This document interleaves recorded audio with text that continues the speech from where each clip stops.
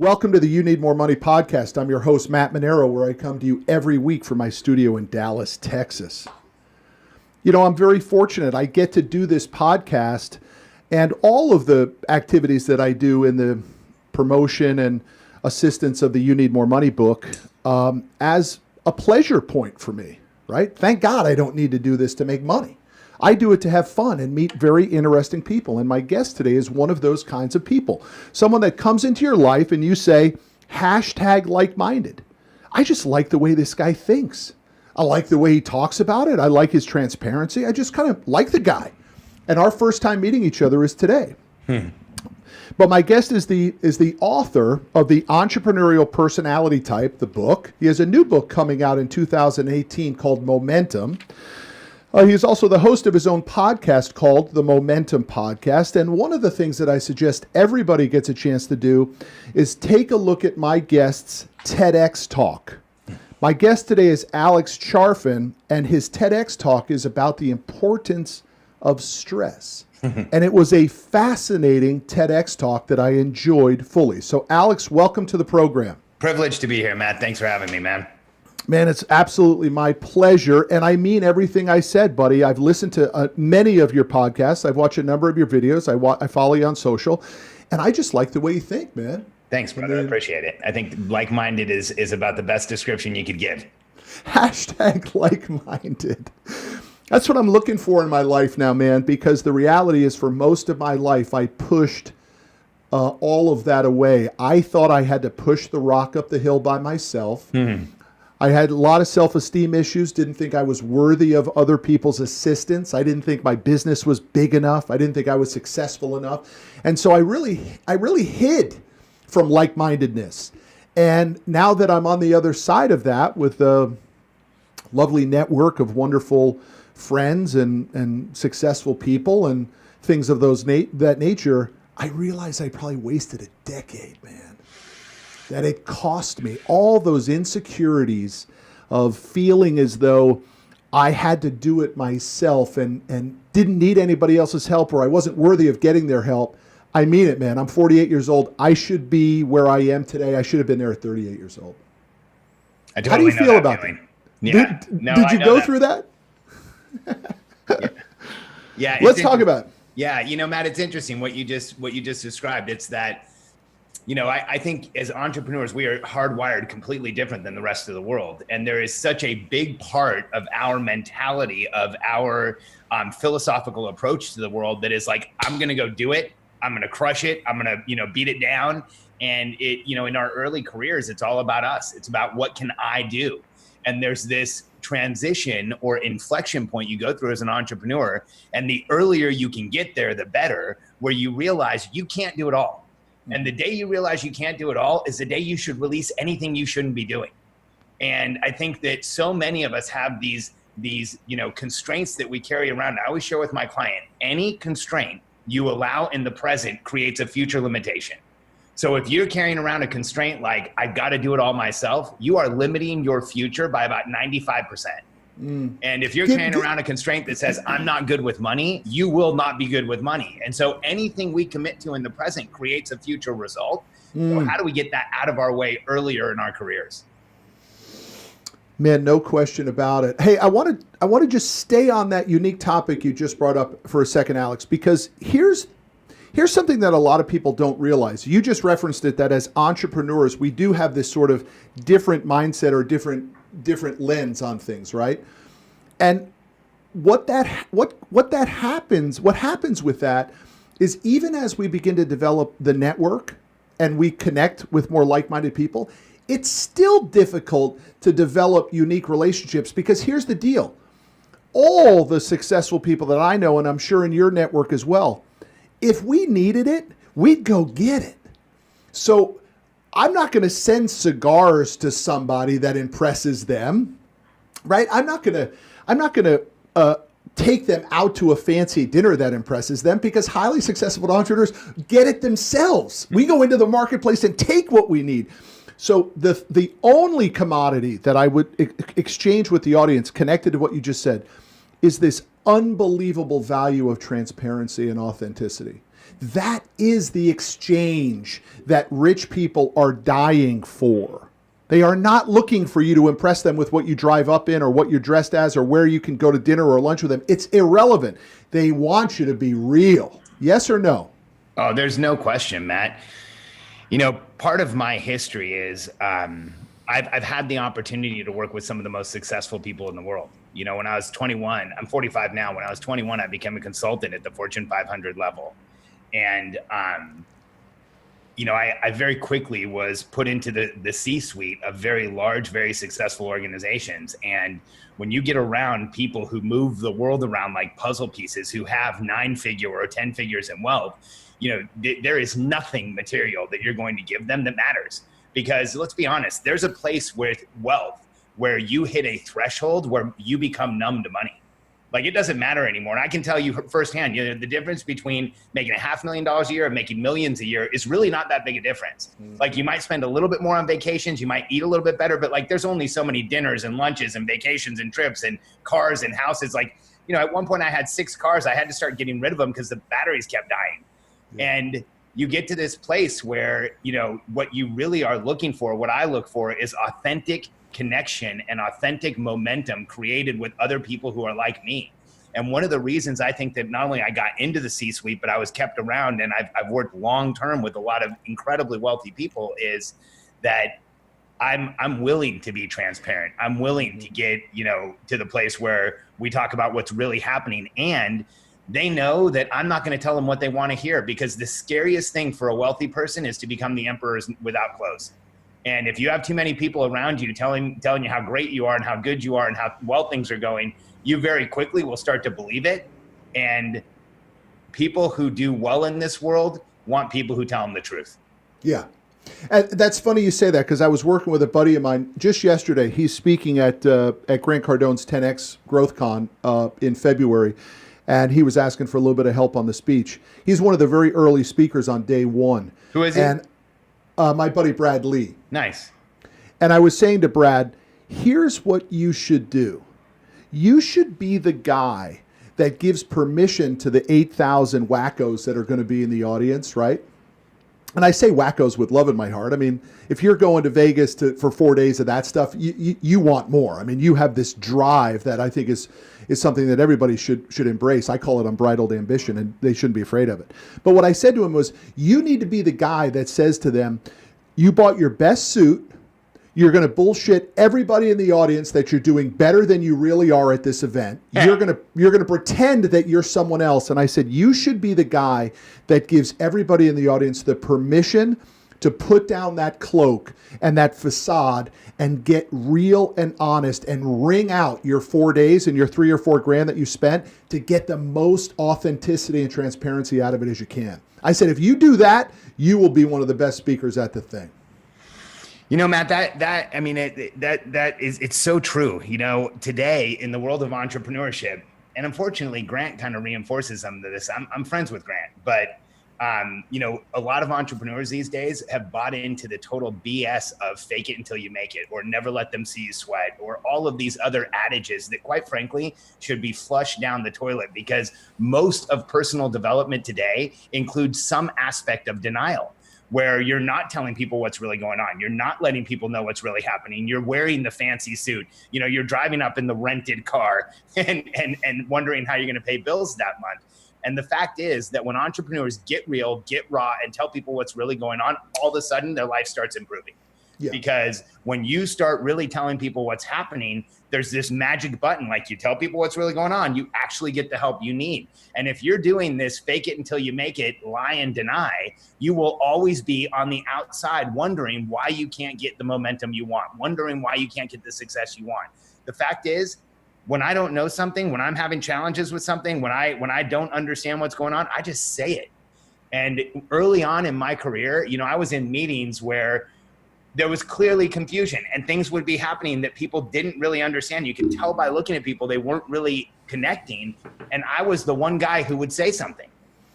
And because I would say something, that's why they kept bringing me back. So transparency is a bridge to the level of success you want, regardless of where you're starting from. Yeah, man. I mean, I just can't agree with you more. By the way, the rich ones see your phoniness coming a mile away. The only person you think you're fooling is you. I mean, the wealthiest guy in the room doesn't have to tell you. And the fact is, anyone who tells you how important they are, just prove the opposite. It's such a tough lesson to learn. It took me a long time to figure that out, man. No doubt. And so I cherish everyone's own journey. And if that person needs to do it, what we're trying to do on the podcast today is just help people skip a few rungs on the ladder, you know? And you got to do what you got to do. I mean, I've tried to bullshit my way into a lot of places, and 99% of the time it only backfired on me. Right? But we keep hoping for that 2% or 1%. Right. Or you think you think the 2% is actually 90%, you know, that you really did fake them out, and that's why they don't call your ass back, right? Right.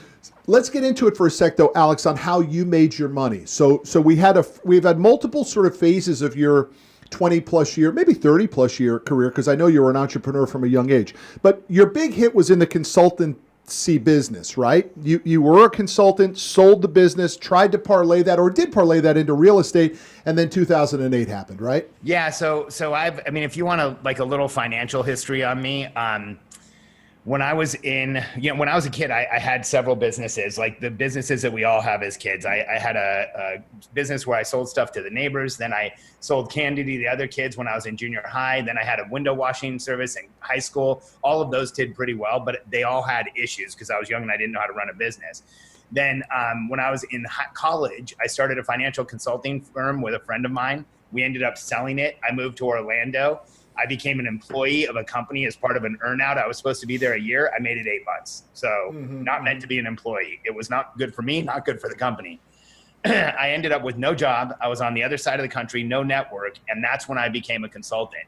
I had an opportunity with somebody who had a consultancy. I got in the right room, ended up signing Fuji as a client, then SanDisk, then another division of Fuji. And it was like, dude, it was deep end of the pool. Way more than I was experienced for. And I was like, I tell people I started holding my breath at about 21. I learned how to breathe again at 30. And that company, I grew it to about 250 million a year. When I met my wife, we sold it. I retired for like 21 days. And then I thought I was going to retire for 6 months and then figure out what to do. Started buying and selling real estate. But hang on, Alex, at that time, what did you think the dollar amount that allowed you to retire was? Because people need to know what a real attainable number is. What did you think was enough for you and Katie to retire? Matt, our net worth back then was probably somewhere in the neighborhood of around 3 or 4 million. And we thought we were about halfway to retirement because the way I was looking at it with the real estate holdings we had, if we had, 6, 7, 8, and it went up from there. But at that time, I felt like if I could just play the real estate game and have it go up from there and get to 7 or 8 million in wealth, then the passive income from it would be more than enough to live on. And what was that thought? That passive income would be, I mean, let's just say if you put an 8% return on it, you thought it was going to be somewhere in the $500,000-$600,000 a year without touching principal for a long period of time. We did more. We did better than that. We were making like 10 to 14, 10 to 20, like depending on the rental property and how I acquired it, we were doing a lot better than that. So you guys thought maybe $1 million a year in passive income would have been the number that you guys could have lived comfortably. And that was 10 years. That was 10 years ago for you guys, 11 years ago. So you were in your mid 30s. I mean, you had made it. Yeah, until I didn't make it. In 2007. That's the most important story right there is how you didn't make it. So let's go there real quick, right? You're ramping up, you're buying real estate, things are going very well. Early 2000s, we started buying real estate. Within about a year, we became the largest home buyers in South Florida. We grew our real estate. That's big. Yeah, it was big. We did over 1,000 deals in an 18-month period. It was like a closing every day. Most of them I didn't take the paper on. We ended up doing a lot of wholesale deals. We did buy a lot of them. I had a number of hard money lenders in South Florida. I had 3 or 4 crews that were always out rehabbing a property, flipping a property. Like it was just constant. And we had a bunch of support. And we built a really good team or series of teams that were doing this. And then in late 2006, early 2007 in South Florida, things started slowing down. And then by about March, April, May timeframe, they really started slowing down. And the train came off the tracks in June. And the Wall Street Journal started publishing this article every week of the top 10 fastest depreciating zip codes in the US. All of our property, tens of millions of dollars in property at this point, because we started low, we drove it way up. all of them were in 4 of the top 6 fastest appreciating zip codes. 33301, 33064. I mean, it was brutal. And we started watching our wealth go down by hundreds of thousands of dollars a month. In what way? You couldn't, you no longer could flip the houses for a profit. So it was Way more than that, Matt. Our portfolio lost over 70% of its value. So just to give you an idea, like let's talk numbers, because I know you like numbers. So I'll give you a small piece of our portfolio. So we had 4 condos in a complex called Stonebridge Garden, Florida. We owed $70,000 to about $90,000, but the value on them was 160 to 180. So we were about 50% loan to value. Like anybody would tell you, when you're at 50% LTV, you're safe. So 180, the lowest price one of those resold for was $15,500. They lost 90% of their value.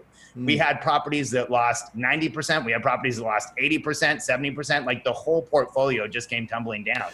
But Alex, we lose when we sell. So what was the force of the sell? Why did you have to unload at those values? Why didn't you just hold, make the cash flow, and then live to see another day? So 2005 was Katrina. 2006 was Wilma. We spent about $1 million combined trying to get past all of the damage we had from those 2 hurricanes. In those hurricanes, we had several properties get condemned. And then the real estate market got challenged to the point in South Florida where people started moving away. So we couldn't find renters. We couldn't find buyers. Values came down so fast, we could no longer make money in real estate. Most of our wealth, our income, our revenues were from real estate. And Matt, to give you perspective, there's a greater market area called Pembroke Pines, Florida. About 1,500 homes used to sell in that area each period. And it went from 1,500 to 60. Like every title company, every real estate agent, every mortgage broker was starving. Yeah. And it just fell off the face of the earth. And what happened was we started watching our numbers, and I was watching our bank accounts drain, renters move out, damages still trying to be repaired. And we got to a place where we were like 60 to 90 days from where we weren't going to pay for it all. And we went and saw an attorney, and we ended up going bankrupt. It was devastating. And had there been a way to hold it, had there been a way to do anything else, we would have tried. But you get to a place, especially we got to a place in real estate because of the catastrophic nature of that event. You couldn't wholesale properties. You couldn't sell, and banks just stopped lending in South Florida. There was about an 8-month period where you couldn't close a loan. I think it's important that the audience really understands, because Alex, as you know, there is an entire generation of young hustlers that have no idea what you're talking about. No doubt. They were in high school. Maybe they were a first year in college when 2008 was happening. And, I've been through that cycle 3 times in my 23 years in business. And we've basically been broke twice. But we were dumb enough to just keep showing up every day, right? I mean, we literally just kept picking up the phone. And eventually, like my buddy Dave Meltzer loves to talk about, and I think it's such a brilliant, simple way of looking at entrepreneurship. He says, the key goal of entrepreneurship is to stay in business for tomorrow. That you can break it down to be that simple, that your job is to keep the doors open so you can attempt to win tomorrow. And I really do love that, because that's what we did. But my point is, we are in such unbelievable economic bliss again that people really, they can't fathom that 2008 could happen again. And you and I are here to tell them, prepare. It's coming. It's coming. It's coming. And when it comes, it's going to be so special, my friend. Like I'm putting so many different systems in place to guarantee that, like, when the counterbalance is needed, because 2007, 2008 was arguably one of the most devastating global financial crises that we've ever seen in global economy. If we look at what the conditions were in 2006 and 7 that caused that collapse, and then we look at a parallel today, there's no comparison. We are so much worse off today. It is so much more dramatic than it's ever been. And where in that collapse, the banks were holding the bag, in this one, we are. It's unbelievably apropos, because I believe we have another 2 or 3 years of a very robust run. I think I have a very good indicator of it, Alex. I'm in transportation. Obviously, we finance trucking and transportation-related, construction-related companies. They are a unbelievable leading indicator of what's going on. They're a 9-month leading indicator of what's going on. If my trucking customers tell me it's getting slow, it tells me that the consumers aren't buying product. They're literally not buying enough milk or toilet paper to keep the trucks busy. We are so far from that. The trucking customers that we have are so busy. Truck orders just for the month of December went up 37% in December over November. They're buying, they're expanding. It's unbelievable. That is telling me that we've got 2 years of an unbelievable runway for people to put the stopgaps that you were just talking about in place. No doubt.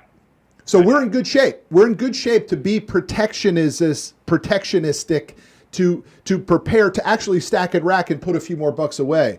Because when this bad boy happens in 2020-ish, so many people are just going to get their asses handed to them. Well, Katie and I went bankrupt in 2007, and we went bankrupt in July of 07. We were liquid millionaires by July of 08, and with the business that we own today. And throughout the course of that process, we created a designation for the real estate industry that grossed about 70 million, and we kept a lot of it. Not half, but like everybody just... Whenever you say we grow 70 million, people assume you made 60. Like the fact is, running the business doesn't work that way. But we kept a lot of it, and we did well. But this next crash, we won't do well. This next crash, we'll do 9 figures well, because when you look at the conditions that were present in the last one, if you can spot those conditions in the next one and understand where the market turns, it's not hard to go out and print money when there's a huge collapse. And that's like the next one that happens. That's what we're doing. Well, so let's just talk about it. I mean, I gave you my leading indicator of mine, which I rely on and have for the last 25 years. What's your leading indicator that says, hey, it's turning? So, Matt, I look at all of the real estate numbers. I look at new home sales price, days on market, how many, and active and pending and closed sales. And when you look at all of those as indicators in the different price bands by market, here's what I'm looking for. I'm looking for when the high end stops selling and the low end starts backing up. Because as soon as high end slows down and low end starts backing up, you get a compression in the market and it collapses. And right now, in a lot of markets, we're seeing some congestion at the high end. We're still seeing rapid sales at the low end. Let's go back to 2005 and 2006. The high end started slowing down and getting congested. The low end, we couldn't build enough. There was, 40% of the sales were second homes. Everybody was buying a house. Like anything low end was selling like crazy. I think we're very much in a similar condition today. And when you look at some of the loan product that's out there, let's be honest, we've gone back to the same BS loans that got us into the first financial crisis that we had. And in housing, they're named something different. It's a different application process, same result. I do think it's important that people understand what you just said, because the high-end market has slowed. And it's slowed for the last 9 months or so. Now, you're in Austin, right? Yep. So, I mean, Austin is bucking the trend. Oh, we're still seeing some congestion at the high end, Matt. I mean, Katie and I had a big residential holding. We had huge property holding up until about the second quarter of last year. We started selling. Yeah. Because I'm never going to try and time the exact high point of the market. Yeah. We started watching what was going on with multifamily here in Austin, and so much has been built that some of the rents started to get compression. So when you see here's what happens in the market. When the high end comes down, that means the smart money knows what's going on. Right. And then when the low end starts getting shaky, that means that the people, your entry level buyer, the engine that keeps the whole market going, is starting to slow down. Well, when you look at that, of the 5 million homes that are sold every year, when the low end starts getting shaky, man, that number comes down fast. So it's a powerful sort of dichotomy, right? Because trucking was slow in 2016. That happens to be the 7-year anniversary of 2008, 2009, which I'm a 7-year guy. Terrible to start my business in 95. Very challenging in 01, 02. Very challenging in 08, 09. I kept saying, where's the 7-year itch? It did hit transportation in 16, but it has rebounded very quickly. So you and I are in complete agreement of the way we see real estate, because I'm seeing the exact same trends. But I do have this different component of information and data and transportation that tells me that we're going to be very strong for another year or two. I really think 2 years. But by the way, when things start to move like that and get a little twisted and you're getting these very different data spikes and chickens and feathers and different things, all of that is a direct indicator of something percolating. Where there's smoke, there's fire, man. No question. And there's a little smoke, right? Oh yeah, there's smoke. There's smoke today, you know, and I think like, especially when you look at the residential housing market, when you look at the level of student debt and alternative debt in the United States right now, and then I know a lot of people don't like to hear about this because everybody loves getting a new car, but when you look at the new car debt, like how much consumers have gone into debt, here's what's happened. You know, 2006, 2007, the banks had this ridiculous market of just being able to loan money to anyone. And they had to replace that somewhere. Well, what you've seen is, you know, there's not as much residential credit, but there's been a huge increase in automobile credit, in credit cards, in short-term loans, in term financing. And so all of that has raised the debt capacity of the average buyer huge. And what happens is when people have a lot of debt and there's a hiccup in the market, the whole structure comes tumbling down. So look, I mean, people are going to go shoot themselves and jump off bridges after they listen to this podcast for you and I, right? So let's give a few takeaways to the audience, because let's talk about real takeaways that you would recommend for somebody, Alex. How do they readjust? Forget about necessarily what their financial instruments are.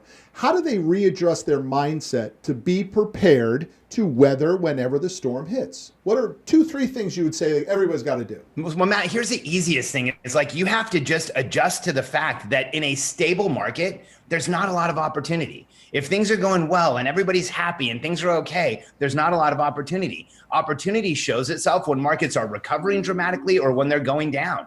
And when things are challenged, there is more opportunity than anywhere else. When there's fluctuations in the market, that's where guys like you and I can step in with experience and say, hey, here's what's going on.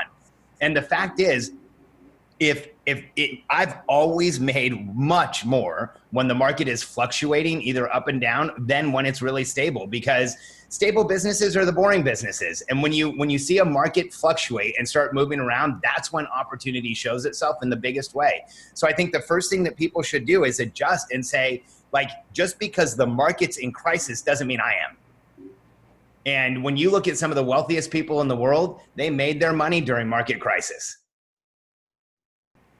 Yeah, I love that advice, dude. I mean, really what you're saying is it's a mindset shift into being very comfortable with looking for problems. Yeah, I mean, when you look at, you listen to Warren Buffett, one of the smartest guys in the world. I've got his biography, Snowball, right back here. And if you look at the history of Warren Buffett, everybody wants to call him the wisest investor in the world, but you could also define him as an individual who year after year has made money from crisis. What does he say? When people get greedy, be scared, and when people get scared, get greedy. He waits until the world is scared, and then he's like, here's all the opportunities. I think that all of us should adopt that mindset, because then we're immune to crisis. Yeah, man, I really love that. I mean, again, hashtag like-mindedness. I just couldn't agree with you more on that.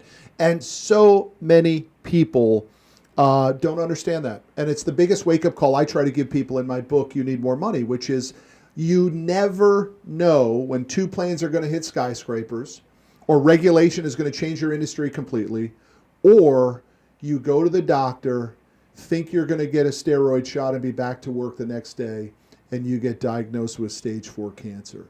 So get yourself in a position where, regardless of what the outcome is, controllable or uncontrollable, the people around you are protected. Screw protecting yourself. In a way, that's selfish, and it often doesn't drive the kind of mindset or action required. It's who around you do you not want to be put in a horrendous situation? For you, do you have any children, Alex? Yeah, I've got an 8-year-old and an 11-year-old. So I could just tell about you without knowing you very well, but I can already tell that most of your life is in the drive to protect your wife, Katie. I could just say it. You mention her name constantly. You mention it in an affectionate way. I just know that she's a driver. If we get to know each other, I have the same component with my wife. Her name is Rocky. And listen, if I need it, I'll go get it. And I don't need much. But the rocker needs a lot. And I like to make the rocker happy. And so my success is driven for the benefit of others. And I believe more people should figure out what is that component. You don't have to be married to be successful, for sure. But there has to be a component outside of you in order to really fuel it at a heat level necessary to move the damn needle. No doubt. I think that, well, I mean, you, me, and everybody listening to this podcast is hardwired differently than the rest of the world. When you look at entrepreneurs, and this is my research, the entrepreneurial personality type, we're different than everyone else. We are driven in a way that is not like the rest of the world. We don't want success. We need success. We don't live like the rest of people out there. And I think that, all of us at one time or another have been told to sit down, shut up, stop moving, quit asking so many questions and making everybody else uncomfortable. And the fact is, we do that because we are this tiny little population that gets up every morning and says, how do we go forward? How do we make more happen? How do we make more come out of this? And the rest of the world's not ready for that. Mm-hmm. While most of the world clings to average and strives desperately to maintain the status quo, we get up every day and say, let's change this place for the better. Yeah. And we scare the rest of the world. We do. We scare a lot of people away. And we even scare ourselves, man. Relationships that begin to change, we don't really even know how to act in a program, right? I mean, it's just, it truly is a DNA type of a thing. But on that note, do you believe that the entrepreneurial personality type, the title of your book, is innate or learned? Can I give you a longer answer to that, Matt? Because it's not just a yes or no, or it's not just an innate or no. So here's how I'd like to answer that. I'd like you to qualify yourself as an entrepreneurial personality type, then you can tell me. There is no question. Oh, you're going to ask me questions to qualify myself? Okay, 10-4. Yeah, go for it. Okay, so here's how I see it, Matt. There's 4 types of people in the world. There's 4 groups. And if we look at the human tribe, the human population, the human species, there's 4 groups that evolutionarily were all critically important to this species. I want you to see which one you are. So the first group, I call them the caretakers. This is a group of people that wants to take care of other people. They want to make sure other people are okay. No, I am not. No, don't care. Matt, the disqualification question for this is, do you like to change bedpans? I would change a bedpan for a few select people, sure. Do you like it? Fuck no. No, I would never like it. You know what? But Matt, here's what's funny. You laugh about it, but here's what happens when you ask a caretaker, because I've done it.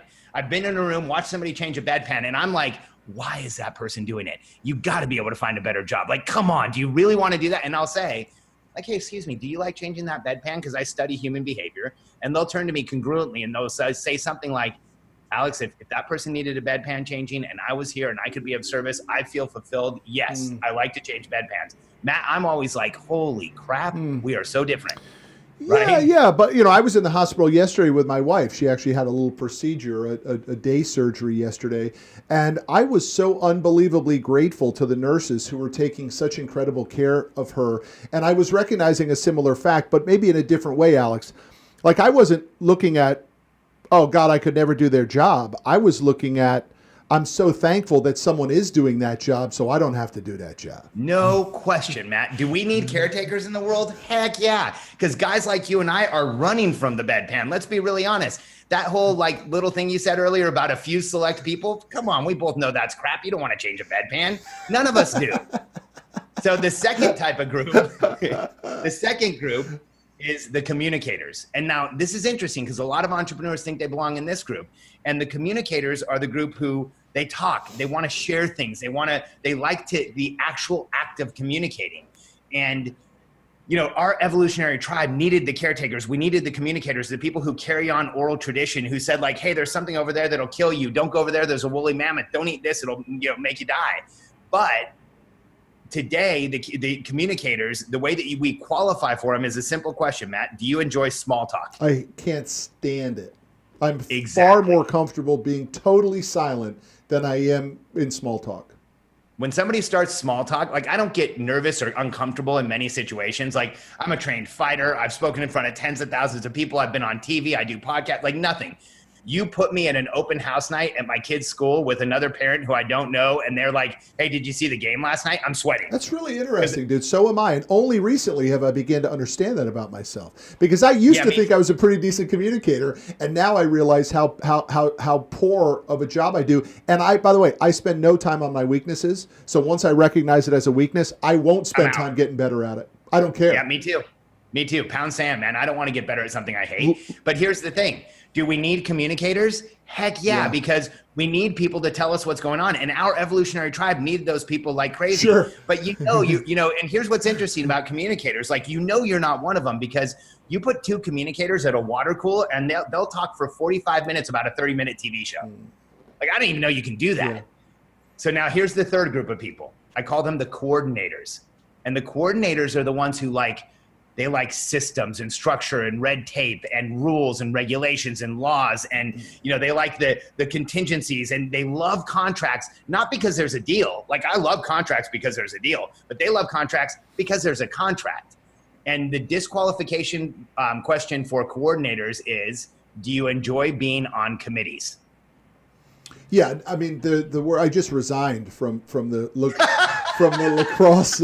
lacrosse committee. I just said, guys, I'm delivering no value to this committee. I'm out. That's it. So no, not for me. I'm right there with you, Matt. I can't stand them. But I do want to. I want to preface something on that, because there was one component of that. I do believe that I don't enjoy chaos in the business practice. So I do like systems and processes in the journey of analyzing, right? And I do think it's an important thing for people to understand that often chaos in the entrepreneurial world, some people might glamorize it as you need chaos and say yes to everything. And my opinion is you really need structure. That's what, when you adhere to the structure, that's how you really win the game. No question, Matt, but there's a difference between us and coordinators. See, we look at the structure as a means to an end so that we can create a bigger outcome. Because if you ask me to participate in a structure without an outcome, I'm out. Yeah, so listen, right? so let me ask you this question, Alex. How happy are you with DocuSign? Because now that DocuSign came out, you're like, click, click, click, click, click, done. I'm out. Every contract we have is DocuSign. Everything, right? Because I mean, I'm like, I'm doing a bunch of deals outside the business lately, and I just ask 5, 6, 7 questions, and then I'm like, send me the DocuSign. That's it. Yep. And then when they don't send me the DocuSign, I'm like, you're actually asking me to read through this thing? Just send me the damn DocuSign, right? I'm good with it. Send me the DocuSign. I'm totally with you. And when you look at coordinators, if we're ever going to have conflict, Matt, because entrepreneurs have conflict, it's with a coordinator, because we get up every day and we're like, let's change it, make it better, make it new. Coordinators get up every day and they're like, let's keep it the same, maintain the status quo, keep everything even. So we've disqualified you from the first 3. Let's see if you qualify for the third one. So if we have an evolutionary tribe, and I'm not talking about the theory of evolution, I don't want to piss anybody off, but I'm saying human beings evolve on a daily basis. If you don't believe that, you just need to go look at the BMI. Like, people are getting bigger, they're getting smarter, brain synapses are moving quicker. We've scientifically proven that current evolution is here. Size of heads are growing. We look at our evolutionary tribe, and we say we had the caretakers, we had the communicators, we had the coordinators. What group's missing? The killers. That's right, baby. The evolutionary hunters. And when you look at our human population, there is this third group that is programmed to get up every day, go into the future, imagine a new reality, and then regardless of the vulnerability it causes, the pain it causes, the exposure, anything that they need to do, they will come back to the present and insist it becomes real. And we are that small fraction of the population that is not content with the status quo, that's not okay with everything that's going on. And here's the qualification question for this one, Matt. Can you turn it off? Yeah, you cannot turn that off. But everybody else can, brother. See, here's the thing. You look at the rest of the populations in the world, and you know what they're doing? They're waiting for the day they can go on vacation and do nothing. They're praying that they make it the next 25 years so that they can sit in an easy chair. They're literally working every day to do nothing. And when you look at those other populations, communicator, coordinator, caretaker, they live for the present. Like, literally, you have to look at functionally how they work.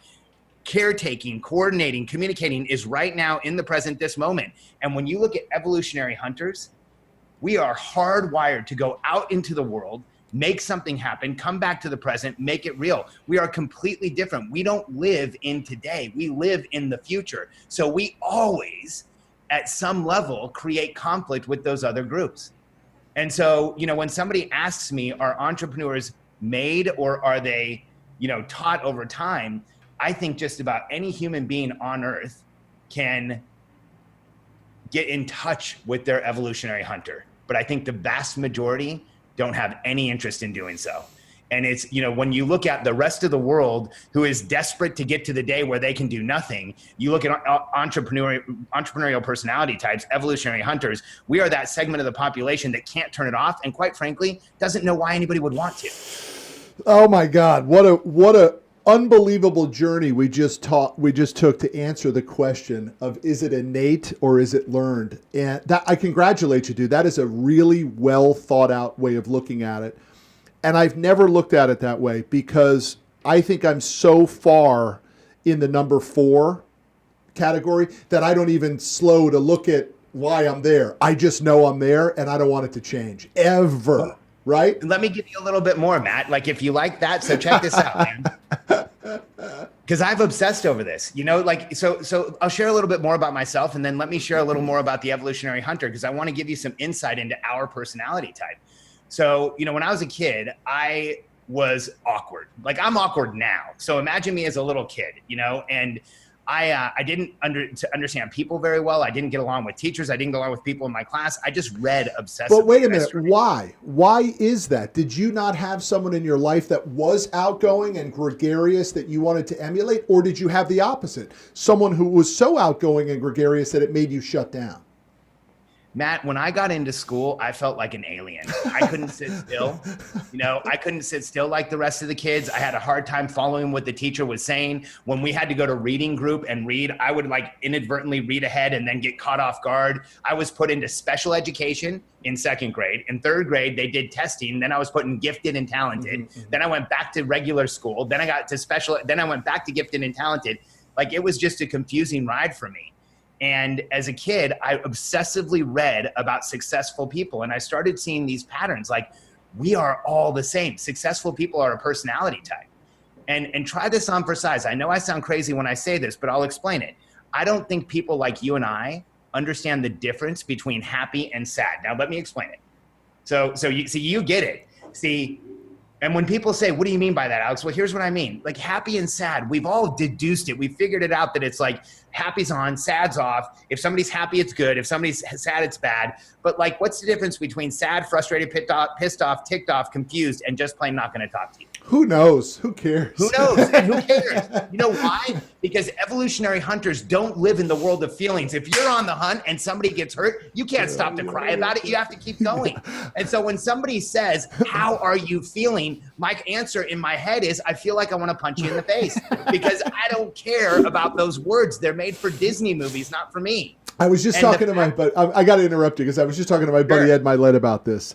And I was saying to him, I guarantee that you are pissed off 90% of the time. And he's like, man, I got my place on the ocean. I got my place on the lake in Coeur d'Alene, Idaho. I got my jet and I'm pissed off 90% of the time. I said, let me help you with it for a second. Don't lose that because it helps you be so crazy, insane happy for the 10% of the time, right?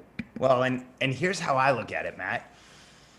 I don't think that evolutionary hunters even understand the world of emotions, nor should we try and play there. It's for everybody else. And the fact is, when you look at how we exist, it's in one of 3 states. The first state that we live in is momentum. Now, this is important. If you relate to what I've said so far, this is life-changing if you allow it to be. Because when you realize that what we really live for is momentum, that state of flow, that state of being in the moment of moving forward. Do you know what I'm talking about, Matt? Yeah, but dude, hold on. I got to stop you on that because it is important, dude. You have to be in this 4th category you're describing. You have to be sensitive about it because it is so in the ether that it can wreak havoc at home, with your spouse, with your children, with your kid's coach or your kid's teacher. I mean, you do have to have some ability to come down from the ether back to earth and then back to the ether again. How do you handle that connection? Well, I mean, first you understand who you are and you realize that what we're really looking for is that feeling of forward progress, that feeling of achievement, that feeling of succeeding. You know, the entrepreneurial personality type, the definition we have is that we are a physiologically sensitive, momentum-based being that is highly reactive to constraint. And so the more we focus on creating momentum, the more we realize our physiology does that, the more we realize that when we're in momentum, that's when we feel alive. Yes, you know that feeling I'm talking about. Totally, of course. I just scream for it every minute of every day. Right. And here's the key. When we're in momentum, we are physiologically boosted. You know what I'm talking about, Matt? You have more stamina. You can do more. We're cognitively boosted. We're actually smarter. We make decisions better. And here's the big one. We're chemically boosted. Yeah, but I couldn't agree with you more. I mean, it's the zone and everything turns on fire. It's one of the reasons why I do these cold water swims in the morning. Like I love freezing cold as it could get. There is no, by the way, hard for some people to understand, there is no water temperature that I would say no to. Now, I may not stay in for 8 minutes or something like that, but I would win any bet anywhere on the planet if somebody said I'd pay you 100, 1,000, 10,000 to go in that water. The answer 100% of the time would be bring it on. I'll strip down right now and go in that water. I don't even know why I'm bringing it up to you, with the exception of I'm craving that zone of uniqueness and aloneness and different. I crave it to the point where I go in 40-degree water now. Oh, Matt, I mean, it's to the point where I hop into a car and take it up to 160 miles an hour and then slide it sideways on a 4-wheel drift into a 90-degree apex turn, because that's when I feel most connected to the world. There you go. Right? Yeah, I love that. Everyone's got their way, right? I mean, there's a guy in my office who just did a 35-mile adventure run, stuff like that. People do the 100-mile adventure runs, all that sort of stuff. I mean, you really do begin to see people now, Alex, really start to push the levels of boundary. What you just described is one of those experiences, dude. Doing what you just did, right? Man. And I wouldn't give it up for anything, because that's when I feel momentum. Now, here's the key though. There's 2 more states we exist in, and this is where we have to be careful. The second state is when we're facing resistance, but this one's interesting. This is that place in our lives, or those times in our lives where we're facing a resistance. The cards are stacked against us. We're out of resources. We don't have the right things in our life. Maybe the world has conspired against us. We've conspired against ourselves in a lot of cases. But for people like us, if we can see that small light at the end of the tunnel, it doesn't matter that the people in our lives are like, hey, Matt, that light is a train. We just keep going towards it, and we trust it, and we compel it towards us. We compel ourselves forward. We step through that light, and that's when we create our lives. Do you know what I'm talking about, Matt? Fuck yeah. Because when we are facing resistance, we create momentum, just like an evolutionary hunter would. Now, here's the big challenge for us, is that the third state is the one that damages people like us. It's the one that hurts people like us. It's the one that makes us look symptomatic. It's the one that'll get you prescriptions. It's the one that'll have people saying that you're ADD, ADHD, Asperger's, autistic, bipolar, depressed, manic, all the shit that they've said about me, because I have every one of those diagnoses.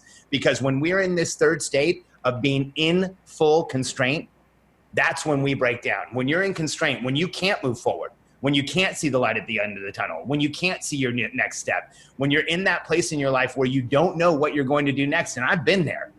And when you get into that full constraint, almost immediately your body breaks down. We feel fatigued within seconds. Cognitively, we have trouble making decisions. And here's the big one. Chemically, we feel the chemical effect of constraint, and it makes us symptomatic. Matt, some of my friends have more money than you, me, and everybody we know could spend in our lifetimes if we tried every single day. They are some of the most brilliant, most talented people in the world. But if they get into a place where they're in that moment or in that time of full constraint, they look just as symptomatic as anybody who's walking the halls of a loony bin. They're throwing shit around their offices. They're breaking plates on their private jets. They're, yelling and screaming at people. They're looking and feeling like they're not really succeeding. And so for people like us, the key is we must keep ourselves out of that place of constraint. My friend, that is some powerful shit. And I will tell you that that last piece is so real. And it's actually one of the greatest benefits of the podcast that I do, as we talked about before the show, and my audience knows. There's no money that book sales could put in my pocket that would change my life, period. But yet this podcast has allowed me the opportunity to fuel that number 3 that you just talked about in an effort to meet new people, to test myself in preparation, to go in thought process. Look, what you talked about today, Alex, was very meta to me in a lot of ways. For you, it might be not meta. For me, it's meta. I look at it all very grunt and caveman-like, right? And evolutionary hunter-like. Right, really. And so but things like frustration, depression, sadness, lack of connection are all connected to lack of the innate requirement to be hunting. That's right, baby. And the fact is, for people like us, it's the hunt, not the kill that matters. Because the universe or whatever higher power you believe in, because if you don't believe in a higher power, that's cool. Then it was all an explosion and we got lucky. But I think there's some intelligent design in the universe. And I think that there's clearly something higher power that has put us here and helped us to be who we are. Yep. When I held my daughter for the first time, like I saw a higher power. I saw what, if you want to call it God or Allah or whatever it is, there's clearly something greater here. And the fact is that we have been hardwired to propel ourselves forward, to make the commitments that other people won't make, to go out there and make things happen. And the challenge for people like us is that we believe that the goal is going to finally satisfy us one day. And the faster you realize that your entire existence is not about achievement, but about being on the hunt. And that the fact is, as soon as you start approaching a goal, it is going to lose importance with you, or lose importance for you with the same speed that you are approaching it. Like as we hit the finish line, it doesn't matter anymore. You know why? If hunters stopped to celebrate every time they made a kill, the rest of the tribe would starve. And that's why we are driven to keep going forward. But see, that's why you need to have more guests on your podcast, Momentum. Because I'm going to be perfectly frank with you. I've listened to a number of the episodes. When it is just you riffing, you can't go to where you've gone on this podcast. You go fairly structured. There's some expansion, but you need the other person to bounce off of. You are more powerful, in my opinion, and I think I am too. Please, I hope I'm not insulting you. But of course not. But this is the environment, right? Like when there's someone else to be bouncing and riffing off of, I think you and I are both more powerful than we are alone, because alone we can shut down and just become incredibly introspective. Is that fair to say? Absolutely. My wife says that there are periods where I do shut down. And by the way, those periods, just for the audience to understand, those are periods it is darkest right before the dawn. And that is when it's like the tidal wave, right? When it comes in, I just relish that moment because I've conditioned myself to realize that something unbelievable is going to happen. But for many years, I didn't know how to deal with it. And it did create depression, and it did create sadness and unhappiness. Now for me, I just know it's percolating, and it's just the next great thing is ready to explode, right? No question. How did you feel about my comments on you having more guests on your podcast to be able to really get you to expand and go there on these theories and these concepts that you've done so much mastery behind? You know, we've thought about it, Matt, and what we're looking at doing at this point is creating a new podcast, a different one that we record live and probably broadcast online and have guests on. I think we've created a really strong core audience around the EPT. It's not that we're afraid to change it. I think that audience has come to expect like a short 15 to 20 minute, like get me going for the day. Got it. And we're considering a second podcast where I pull in clients. Like I want to start sharing when you understand the EPT and you apply it in the right way, this is what happens. What's EPT? What's that? Entrepreneurial personality test. Oh, I'm sorry. That's the acronym for the name of the book. Okay. Well, it's also early pregnancy test, but I like to call it entrepreneurial personality test. I got it. Hey, listen, Alex, we're coming up on the timeline here. There's two things that I got to do for you. Number one, I want to make sure everybody understands where they can find out more because you went way deep, dude, which shows your mastery of yourself and the material. And I congratulate you on that. We have the book, The Entrepreneurial Personality Type. We have the new book coming out, Momentum. I highly recommend everybody watch the TEDx talk for Alex Charfen. We didn't get to it. You want to talk about that TEDx talk? Because the component of your interpretation of stress was very different and very unique, and it resonated big time with me, which is everyone's so damn afraid of stressful situations. And your component was there's a period of of embracing stress, which is a requirement of success. Yep. Yeah, it's eustress. It's that place where you are fully engaged, fully turned on, and fully present due to the stress that's in the environment. Now, there's a place where you burn out, and there's a place where you're understimulated. But what that world of eustress, to me, that's when we're in momentum. It's when we're creating. It's when we're achieving. It's when we're having the effect that we want to have. And quite frankly, like if you and I aren't there, we feel like we're dying. Totally. There's no stress in purpose. When you're on purpose, there's no stress. Yeah. It's really not. It's just par for the course. It just is par for the course. The stress occurs exactly as you said in your TEDx talk, when there is this burnout factor, when you're on the other side where the excitement is gone, or the alignment, the congruency is just not there. That's where the stress is, right?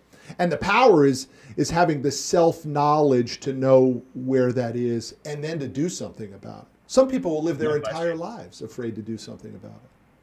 Well, I would say most people live their entire lives afraid to do something about it, Matt. When you look at the massive population out there, let's be honest, at 7:30 every day, a show like Wheel of Fortune comes on still today. And if it doesn't come on, tens of thousands of people call the network and say, where's Wheel of Fortune? Guys like you and I can't even fathom making that phone call or even knowing the Wheel of Fortune didn't happen. The rest of the world literally sits around waiting for things to come to them. Listen, I have no judgment on that, though, Alex. I truly don't. That is the individual's interpretation of how they want to run the race, and I support that. Well, and it's not that I'm not. I want to make it clear. I'm not judging, but I am pointing out and crystallizing how dramatically different evolutionary hunters are from the rest of the population. I got that. Totally great. And then the last piece is the podcast momentum. So if you were in Dallas, and I hope you come to Dallas, by the way, everyone comes through Dallas at some point. It's just one of those unwritten rules. At some point in time, everyone's lives take them through Dallas, Texas. Whether it's a layover or it's a speech or it's a business meeting, somebody, I want you to come in and sign this booth behind me here. Because that's what I do with my podcast guests. Anyone who's in the studio. And by the way, that thing, just for reasoning behind it, I had that phone booth, that red London phone booth brought in here, Alex, because it reminds me of two things. Can you imagine a time when that phone booth was a prerequisite for our success? Right? We had to have it, man. We had to have it. Dude, I remember carrying around change every day because if you had to call somebody back from your beeper, you had to have change. But the other reason I have it is because it also forces me to remember how obsolete things become and how completely useless that is to the entire world today. And the only thing I have it in here for is my guests sign it when they're in the studio, and it will become a lifetime legacy reminder of all the wonderful people I met. But most importantly, it tells me to push fucking faster. That's super awesome. Right? I love it. So again, Alex, it was absolutely my pleasure. I enjoyed it fully. I look forward to seeing you down the road. Sounds great, Matt. Thank you, brother. And for anyone who's interested, the podcast is available at momentumpodcast.com, and it's on iTunes as well. Awesome. Alex, I'll see you soon. I know of that. Thanks, Matt. Thanks, buddy. Bye.